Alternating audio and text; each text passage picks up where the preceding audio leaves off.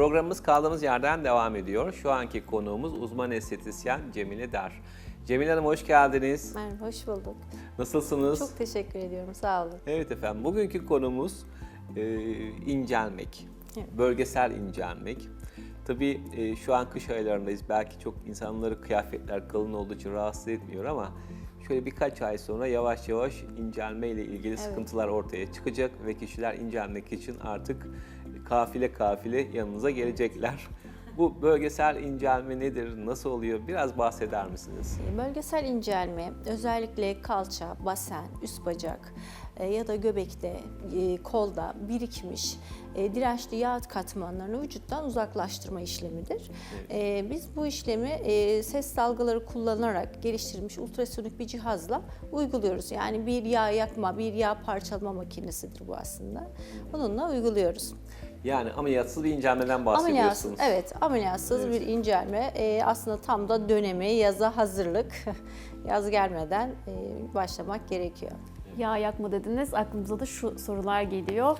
Bu cihaz can acıtıyor mu? Yani ağrı, acı var mı bu işlem esnasında? Normalde ağrılı bir işlem değil. Ama uygulama esnasında bir bası uyguladığımız için belki o bası hissiyatı olabilir. Çok nadir, işte ses dalgalarıyla yapılan bir cihaz olduğu için bazen bir kulakta bir çınlama olabiliyor ama bu sadece uygulama esnasında çok da nadir olur. Ağrılı bir işlem değildir. Seans sonrasında hiçbir şey yoktur. Yani hiç geride kalan bir ağrı yoktur. Peki ben mesela 90 kiloyum, işte Evet. bel kısmım var, karnım var diyelim ki böyle bir problemi olan bir kişiyim ve yaza hazırlık yapmak Evet. istiyorum. Bunun için size geldim, başvurdum. Kaç seans sürüyor bu? Ne kadar aralıklarla gelmeliyim? Ne kadar zamanımı alır? Her işlem ne kadar sürer? Biraz bu detaylardan bahsederseniz. Şimdi bize gelen danışanlar, bölgesel incelme için gelen danışanlarımızda bize kilo şikayetinden ziyade bölgesel sıkıntıyla gelmesini bekleriz. Evet. Eğer ciddi anlamda hani bir kilo sıkıntısı varsa elbette ki biz işlemi alırız ama mutlaka bir diyetisyen desteğini isteriz. Evet. Bizim amacımız, hani daha doğrusu bizim yaptığımız uygulama, şimdi herhangi bir danışan vardır, diyet de yapıyordur, spor da yapıyordur ama basen bölgesindeki yağı eritemiyordur. Yani orada dirençli bir yağ katmanı vardır. Ya da bu göbek bölgesi olabilir ya da inceciktir, kollar kalındır. İşte biz o durumda müdahale edebiliyoruz. İlk seanstan itibaren de sonuç alabiliyoruz. Minimumda 10 seans deriz ama seans süresi kişinin biraz vücudundaki yağ oranı ile de alakalı. Evet, bir danışana 10 seans yeterli olabiliyor, mutlu edebiliyor ama kimi danışana da birkaç paket hazırlamak gerekiyor böyle seans. Yani 10 seans değil de 20 seans, 30 seans olabilir. Peki seans aralıkları, yani ben dedim ya şimdi yani yaza hazırlanmak istiyorum. Tamam, o yüzden şöyle söylüyorum. anlatayım. Uygulamayı aslında şöyle de anlatabilirim. Uygulamada biz haftada 2 gün danışanımızı bekleriz. İlk gün hani her gün için bize 1 saat ayırması yeterli oluyor. Gelmeden önce sıvı tüketmesini isteriz, bol su içmesini isteriz. Uygulama yapılacak bölge için, tek bir bölge için yarım saat uygulama yaparız. Yarım saatte mutlaka lenf drenajı alırız. Uygulama biter ilk gün için. Sonraki uygulama için 2 veya 3 gün sonra danışanın müsaitlik durumuna göre tekrar çağırırız. Aynı bölgeye G5 masajı yaparız ve tekrar lenf alırız. Bu bizim bir seansımızdır. Haftada 2 gün gelerek bir seans. Minimumda 10 seans deriz ve bu da 2,5 ay kadar sürer. Anladım. 2,5 ay sonra artık Fit bir görünüme kavuşuyoruz. Evet, 2,5 ay kadar sürer. 2,5 ay danışanlarımız bizimle.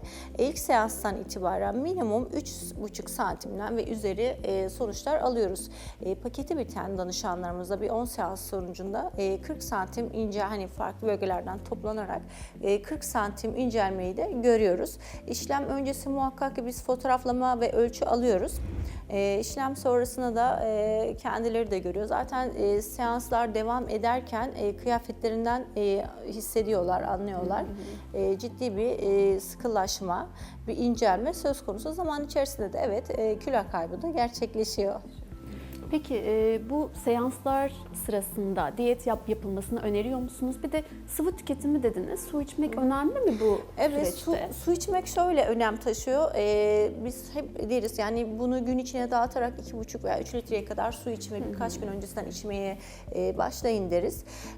Sıvı tüketimi, çünkü biz yağı parçalıyoruz. Evet. Parçalanan yağların idrar yoluyla atılması için, yani vücuttan atılması, drene edilmesi için bu suya çok ihtiyaç vardır. Yoksa o yağlar gene kalır. Hani çok bir anlamı olmaz. O yüzden de zaten bu ödemle beraber atması için mutlaka bir lenf drenajı alırız. Yani bu durumda da çok önem taşıyor su içmek. Diyet konusunda evet, biz bir diyet programı vermiyoruz. Dediğim gibi ciddi anlamda çok kiloluysa mutlaka bir diyetisyen desteği istiyoruz. Sonuçlar çok daha güzel olur. Evet, biz gıda bölgesinde inceltme yapabiliyoruz, kol yapıyoruz ama kilo problemi başka bir şey. Diyetisyenle yol alırsak daha güzel oluyor. Bizim istediğimiz tek şey su içmesi. İşlemden sonra egzersiz yapması, yani yürüyüş yapabiliyorsa hayatına yürüyüş katmasını istiyoruz. Elbette ki sonuç alıyoruz ya da bir işleme giriyorum, bölgesel incelmeye gidiyorum diye tabii ki yemeklerine hala yoğun bir şekilde devam ederse çok bir anlamı olmaz. Mutlaka yediklerine dikkat etmesi gerektiğini öneriyoruz. Ama özellikle eline verdiğimiz bir diyet programı yok. Peki bu yapılan işlemler kalıcı mıdır? Çünkü herkesin en çok merak ettiği konulardan bir tanesi de bu. Evet, şimdi şöyle, tabii ki kalıcı incelme sağlıyoruz. Ama dediğim gibi biz oradaki yağ hücrelerini çekip almıyoruz aslında. İncelme sağladığımız bölgede danışan yine tekrar işte hareketsiz bir yaşam sürerse, tekrar tabii ki sağlıksız beslenme içerisinde olursa aynı bölgede kilo alma olabiliyor. Yani dikkat ettiği sürece kalıcı. Peki kombin uygulamalardan bahsettiniz. Yani her gelen danışana bir uygulama mı öneriyorsunuz, yoksa danışanlara göre kombin uygulama önerilerinde bulunuyor musunuz? Şöyle söyleyeyim, bölgesel incelme deyip gelip bazılarına yapmıyorum. Çünkü gerçekten bir kilo problemi yok. Asıl problemi, hani kilo dediğim hani bir kalınlık yok ama selülit var. Evet. Çok hani kilolu değiliz, selülit sıkıntısı var. Sadece G5 masajı ve lenfle devam ediyoruz. Çok da güzel sonuç alıyor. Yani bazı danışanlar çok fazla iç bacak sarkmaları olabiliyor. G5'e daha fazla yoğun çalışıyoruz. Hem bölgesel incelme, bir de elektrik akımlarından da faydalanıyoruz. Toparlanma daha güzel oluyor ama herkes de kullanmıyoruz. Çünkü herkese çok fazla bir iç bacak sarkması olmuyor. O biraz dediğim gibi sarkmalara göre. Tabii çok ileri derecede ciddi bir sarkmalar varsa onlar artık cerrahi işlem gerekiyor.